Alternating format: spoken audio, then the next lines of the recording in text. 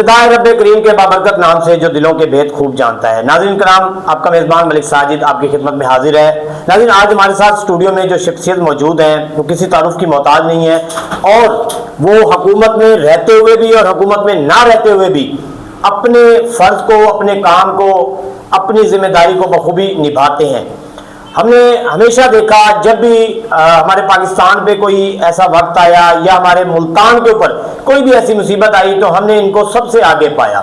ملک احمد حسین ڈیر جو کہ سیاست میں ایک اپنا بھرپور وزن بھی رکھتے ہیں، اور انہوں نے پاکستان پیپلز پارٹی میں بھی اپنے فرائض انجام دیے، پھر پاکستان تحریک انصاف میں گئے، اب یہ پاکستان مسلم لیگ نون میں ہے، اور جس طریقے سے یہ ورک کر رہے ہیں، جس طریقے سے یہ کام کر رہے ہیں عوام الناس کے، اپنے حلقے کی عوام کے، اور حلقے کی عوام سے ہٹ کر ان کے پاس اگر کوئی شخص بھی جاتا ہے کسی بھی حوالے سے تو یہ اس کے ساتھ کھڑے ہوتے ہیں، یہ اس کی داد رسی کے لیے کھڑے ہوتے ہیں۔ بہت شکریہ ملک صاحب، آپ نے ہمیں ٹائم دیا آج۔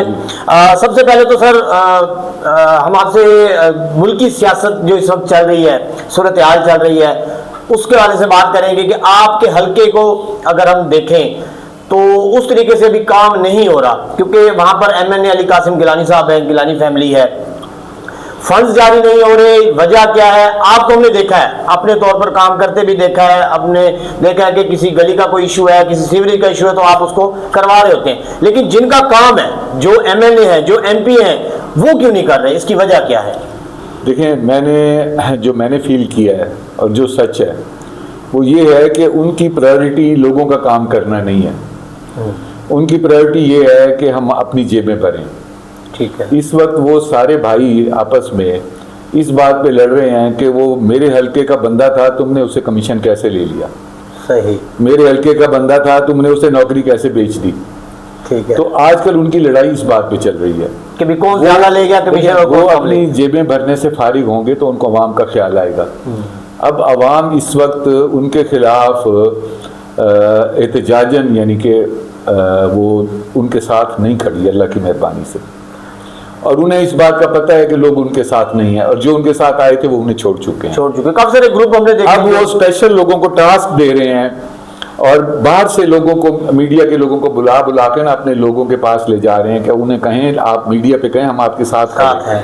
مطلب تو میں میسج دینا چاہتا ہوں انہیں کہ انشاءاللہ تعالیٰ اگلے الیکشن میں میں نے آپ کی ضمانتیں ضبط کروانی ہیں، آپ فکر نہ کریں، آپ کی انشاءاللہ ضمانتیں ضبط ہوں گی، کیونکہ اب جو لوگ ہیں نا انہوں نے فرق دیکھ لیا ہے۔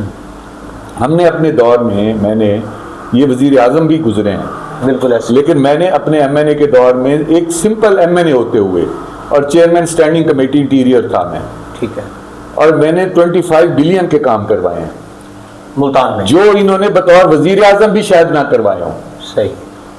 اب دیکھیں، ایک وزیر اعظم ملتان میں خرچ کر رہا ہے اور ایک میں کر رہا ہوں، ایک ایم این اے کا کتنا فرق ہے؟ بہت فرق ہے۔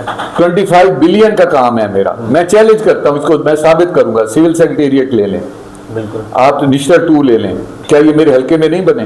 بنے، ان کی فل فنڈنگ میں نے کروائی ہے۔